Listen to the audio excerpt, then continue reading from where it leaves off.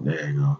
Hey, what's up? This is Brandon Simmons for BrandonSimmons.biz. This is my weekly video blog called Bullheaded, a review of the Houston Texans news, as well as a preview of the upcoming game matchups. So this week, we're on a little bit of a short week. The Texans have a game Thursday night at home hosting the Indianapolis Colts for first place in the AFC South. Hella excited, as you can tell by my fake broadcaster voice right now. But really, this episode ain't going to be too long, given the fact that, just came off a game and about to go right into another one. So I'm trying to push this out as soon as possible. So I'm going to just do the quick little recaps from Sunday, do a recap from last close game, and then we'll go through the game points. So first off, from last Sunday's game, it kind of makes this episode a little bit easier just to say that it was a complete and utter disaster. Like nobody played good. There's really no excuse for how those guys came out just unprepared like that, especially with a matchup of that magnitude. As I talked about in the last video. There was so much on the line. There was, the playoff seeding that was on the line. If the Texans would have won that, they'd have, had ownership of like the number 2 spot in the AFC. And if they would have held on, eventually they could have got, home field advantage or at least the first round in the bye. First round bye. Also, just the legacy of Deshaun Watson and Lamar Jackson. Now that I really wasn't too just keen on at the moment because I figure these guys are pretty great quarterbacks right now, and they'll have that going on for like years to come. So I really wasn't too built up on like the rivalry or what that would actually become, but definitely it was just something that very important. That I think Watson should have just stepped up a little bit more for. And that being said, him and the O-line, they kind of went back to their old ways, gave up 6 sacks in this game. Completely horrible. Just unforgivable, unexplainable why they would do that. And that's just going back to the play on where he was trying to dodge uh, 30 Baltimore Ravens defenders at one time instead of just running towards the sideline and throwing the ball away.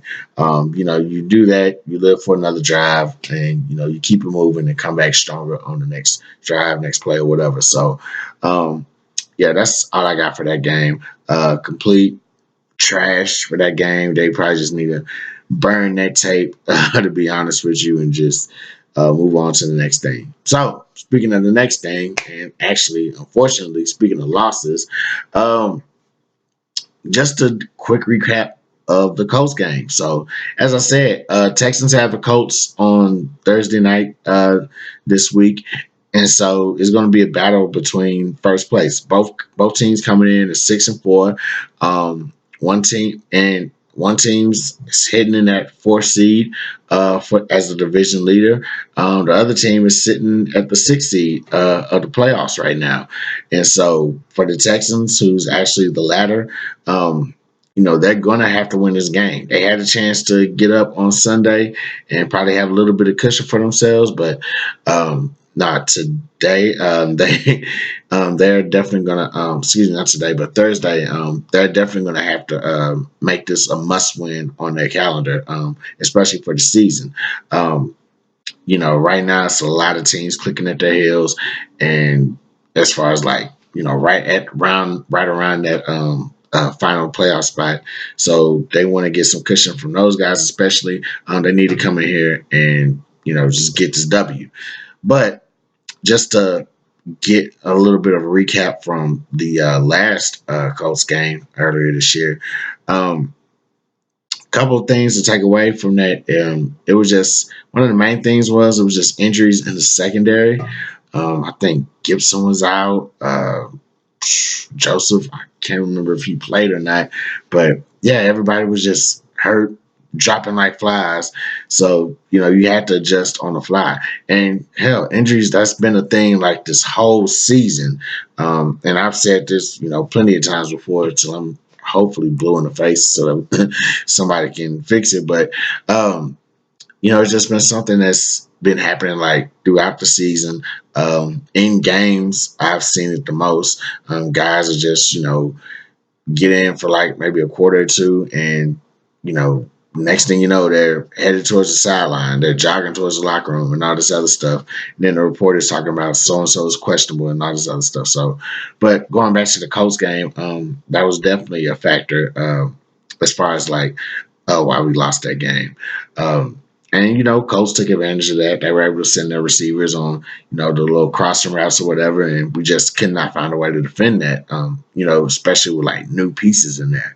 The other killer part about that, and going into this game, since we're talking about injuries, um, a couple of our secondary pieces might be out as well. Mike Adams, he has a concussion that he suffered on Sunday, right, like right before he suffered it like during pregame warmups, apparently. So, yeah, I think I want to get a concussion every time I hear about the Texans injury. Who else? Justin Reed. Yeah. So apparently he also suffered a concussion as well, and he also like suffered a shoulder injury. Shoulder injury. So that's definitely going to be a big loss. So we just gotta brace ourselves for that. Um, Another thing about the Colts game, it was just close, really, really close to the end. I think when they got the ball back towards probably say like around 2 3 minutes or so. Um, yeah, I would say when they got the ball back, uh, they were able to. It was about to be like it was like 23-28 at one point, probably around like 2 or 3 minutes left in the game. Yeah, it was like 23-28, so a touchdown could have put them over the top. Instead, they, yeah, yeah. So instead, they had to take a safety or whatever. So that is what that is, and it was 30-23, and we just had to, try to get the ball back and all that stuff. But um, other than that, man, there's not a lot that I can just really just want to go into right now with the Colts game because I'm gonna get angry all over again. But I mean, I think that was the really big thing, just the injuries in the secondary, and just being unable to defend those receivers. They had like I think he threw like 4 touchdowns on us that day with 326 yards. So uh, definitely is something we gotta kind of just work on and get back to defending. So with that being said, here's a couple of keys to winning this game this Thursday. So one of the things that I would have touched on as a positive from that game is the air game. So or the passing attack. So Watson, he had a touchdown, 2 picks, and 3 sacks in that game. Not very impressive numbers. However, the bright side came from Hopkins and Stills, who had 100 yards apiece in that game. So Stills actually had to come in for Fuller, I believe, who had left with his hamstring injury, which has kept him sidelined for these last couple games. So I think Stills came in and just kind of made his presence felt real nice on that particular in that particular game. Just getting the 4 catches for 105 yards. So hopefully we can kind of go back to that. Whether Fuller is in the game or not, just hopefully we can get Stills involved more in this offense. Same thing with Kiki QT. So I've been reading and seeing like there's a lot of mentioned about his name. They seems like they might try to get him more involved in the offense as well this week. So I'm definitely going to be looking forward to that. Just seeing like what he can provide with his speed because he can turn the Jets on. So definitely that's going to be useful, especially against a team like the Colts who have their own sort of speedy receivers, if you will. Hell, I think even T.Y. Hilton, who's been out for the Colts, he's supposed to be making a return as well. So it's going to be good to kind of have the speed on our side to kind of combat the speed that they have on their side as well. Um, Another thing that the Texans need to do is go back to the run. So last game against the Colts, they outrushed them, 100 to 62 yards, 100 yards to 62. So my thing is this: when I was looking at that game, when I was looking up some of the numbers, um, I saw that the Colts, they kind of how was their defense like overall in certain games? What were some of the yards they allowed? Even as recent as last Sunday, they held the Jaguars running attack to 29 yards. And I think Leonard Fournette only was able to muster out like 23 yards or whatever. So, um, what I will say about that is, that's not their only game that they've kind of held opponents to either like under 50 yards, anything like that. But that's not their our game is not the only game that that we've that they've given up 100 yards. So as a team, so I would definitely say let's revisit that strategy of just trying to run the ball on these guys and just really just kind of run it up on them. And it doesn't have to just all fall on Carlos Hyde. It can also fall on Duke Johnson as well. I believe in that last game he had like 7 yards a rush. So we just couldn't really stick with it because we were falling behind and we were trying to actually throw the ball, just to get back in the game or whatever. So I feel like if we get to an early lead, or just even if we get the ball first, let's see if we can establish the run and kind of get a rhythm going with that, and probably just wear that defense down with the run game, but also wear them down enough where we can just go down the field on them with the ball through the air. Last thing that needs to happen is Texans have to get after the quarterback. So the last game, we were able to get to him one sack, kudos or whatever. But hell, one of the biggest things about that's been bragged about, um, that's been bragged about these Colts is their improved offensive line. However, in the last 4 games, including our game, Jacoby Brissett has been sacked 9 times. So um, I don't know how I don't know how improved this line has actually been, but yeah, 9 times is not so not so good in my opinion. Am I looking at percent? Yes, I am. So um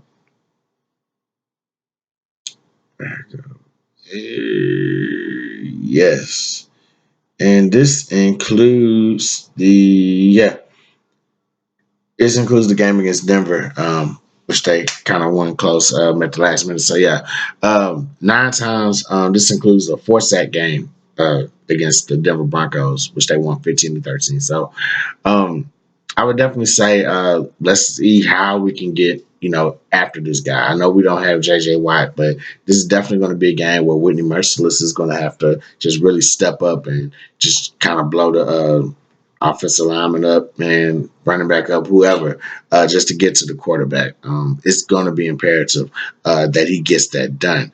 Another reason for that is Marlon Mack is not expected to play this week. He broke his hand Sunday. So, as with any injury, as we're also experiencing on our side, you get hurt Sunday, you might not be able to get it going if it's a Thursday night game or whatever. So, yeah, definitely if we can just get after him and just really kind of just really kind of make them run with their backup running backs. We'll just see how this goes, and I'm pretty sure it'll be a definite success, definite formula to get the W. So, 3 things Texans got to do to win. Just go back to the air, man. Get Hopkins and Stills involved. If Fuller comes back, get him involved as well as QT.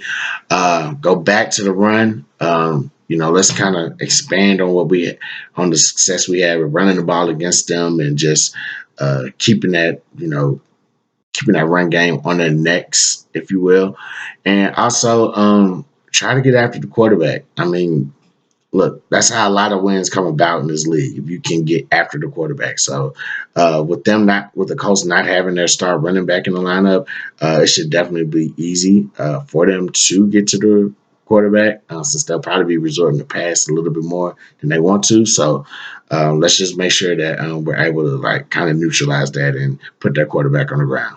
So, That's all I got for this week. That being said, Brandon Simmons for BrandonSimmons.biz. Holla black.